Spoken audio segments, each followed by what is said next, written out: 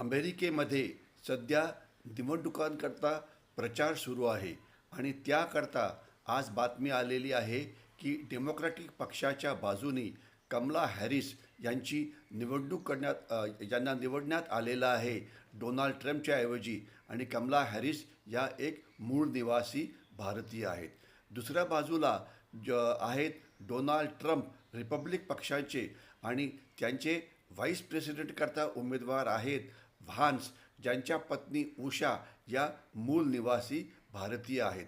म्हणजे एवढं नक्की की निवडणुकीमध्ये कमला हॅरिस जिंको की डोनाल्ड ट्रम्प, व्हाईट हाऊस जे अमेरिकेचं मुख्यालय आहे त्यामध्ये एक भारतीय प्रवेश करणार आहे, ज्याचा भारताला खूपच फायदा होईल. कारण यामुळे अमेरिकेच्या पॉलिसीज चीनच्या विरोधात जातील, पाकिस्तानच्या विरोधात जातील आणि अमेरिकेची काही नोकरशाहीसुद्धा